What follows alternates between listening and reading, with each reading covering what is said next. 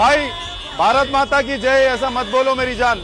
ये मत यहाँ पर रिलीजियस मत लाओ, आप लोग रिलीजियस मत लाओ। దేశవ్యాప్తంగా పెట్రోల్ డీజిల్ గురించి ఎల్పిజి గ్యాస్ల గురించి ప్రజలు ఇబ్బంది పడుతున్న మాట వాస్తవం. సో ఇలాంటి టైంలో హైదరాబాద్లోని సయ్యద్ అయూబ్ అనే ఒక వ్యక్తి ఒక పెట్రోల్ బంక్లోకి పోతాడు. సో అక్కడ ఒక కాటన్ డబ్బా నిండా బాటలు, ఆ బాటల నిండా పెట్రోల్ తీసుకొచ్చి అక్కడికి వచ్చినటువంటి ఎవరైతే పెట్రోల్ కోసం వస్తారో స్విగ్గీ కావచ్చు, జొమాటో కావచ్చు సంబంధించినటువంటి డెలివరీ బాయ్స్కు సో నేను మీకు ఫ్రీగా పెట్రోల్ ఇస్తా అని చెప్పి చెప్తాడు. సో దాంతోపాటు ఇతను ఒక నేషనల్ ఫ్లాగ్, మన జాతీయ జెండాను ప్రదర్శిస్తూ అక్కడికి ఆ కాటన్ డబ్బా తీసుకొని వచ్చిండు.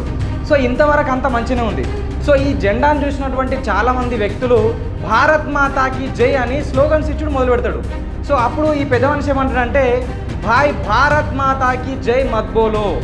ఈ భారత్ మాతాకి జై అనేది ఒక మతానికి సంబంధించినటువంటి నినాదం. సో దీనివల్ల అటు హిందువులు ముస్లింలు గొడవ పడతారు, ఇద్దరి మధ్యలో వివాదాలు వస్తాయి. సో మీరు భారత్ మాతాకి జై అనకండి, నేను మీకు ఈ పెట్రోల్ బాటిల్ మీకు ఇస్తా అని చెప్తాడు. సో ఇది చెప్పినాక ఇంతకుముందు ఎవరైతే భారత్ మాతాకి జై అని స్లోగన్లు చేసిరో సో అందరూ సైలెంట్గా అయిపోతారు. ఒక్కడు కూడా మళ్ళీ భారత్ మాతాకి జై అనడు.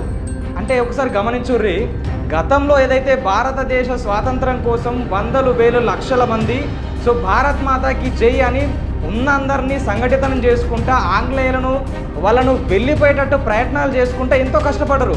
ఆఖరికి ఆ బ్రిటిష్ వాళ్ళు తూటాలతోని కాలుస్తుంటే శరీరం అంతా తూట్లు పడుతున్నా కానీ భారత్ మాతానికి జై అనుకుంటా, జై హింద్ అనుకుంటా, జై బోలో భారత్ మాతాకి అనుకుంటా వాళ్ళు చచ్చిపోయారు. సో అంత కష్టపడి వీళ్ళు స్వాతంత్రం తీసుకొస్తే ఈ 100 రూపాయల పెట్రోల్ బాటిల్ కోసం వీళ్ళు భారత్ మాతాకి జై అనుడు బంద్ చేసిర్రు. అంటే ఇప్పుడు వీళ్ళని గిట్ట వాళ్ళు చచ్చిపోయిన ఎవరైతే మన స్వాతంత్ర పోరాటంలో పాల్గొన్నటువంటి వ్యక్తులు, వీరులు, యోధులు చూస్తే అరే వీళ్ళ కోసమా మేము ఇంతగానం పోరాటం చేసి చచ్చిపోయింది, వీళ్ళ కోసం మేము స్వాతంత్రం తెచ్చిందా అని వాళ్ళు కుమిలి ఏడుస్తారు. ఎంత దరిద్రంగా తయారయ్యారంటే 100 రూపాయల కోసం భారత మాతాకి జై అనుడు బంద్ చేసిర్రు. సో మరి ఈ పెద్ద మనిషి వాళ్ళు ఇంతగానో పెట్రోల్ అమ్మడానికి వచ్చిందంటే ఈతన క్రౌడ్ ఫండింగ్ అనే ఒక కేసు కింద ఇంతకుముందు అరెస్ట్ అయ్యాడు. సో మళ్ళీ ఇప్పుడు ఈ పెట్రోల్ బాటిల్ తీసుకొని వచ్చి పంచుతూ ఉన్నాడు. సో ఇక్కడ ఇంకొక విషయం ఏంటంటే ఇట్లా వందల కొలది బాటిళ్లలో పెట్రోల్ నింపుడు అనేది ఇల్లీగల్.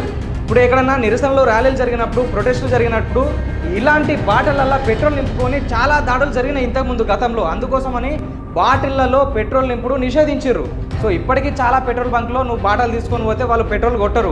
సో అలాంటి టైంలో ఈ తన 100-150 బాటిళ్లలో పెట్రోల్ నింపుకొని వచ్చిండు. సో ఇది ఇల్లీగల్. ఇది ఎట్లా అలౌ చేసిర్రు? సో అక్కడ ఉన్నటువంటి యాజమాన్యం కానీ పూర్తి స్థాయిలో వీళ్ళను విభజించే ప్రయత్నం అక్కడ చేయలేదు. సో పక్కనే ఉన్నటువంటి పోలీసులు కూడా వీళ్ళను అడ్డగించే ప్రయత్నం చేయలేదు. కానీ వీళ్ళకి ఎంతగానో ధైర్యం అంటే ఇన్ని బాటలను నింపుకొని వచ్చి మరి వాళ్ళకు పంచుతూ ఉన్నారు. సరే వాళ్ళకి హెల్ప్ చేస్తుండు అనుకుందాం.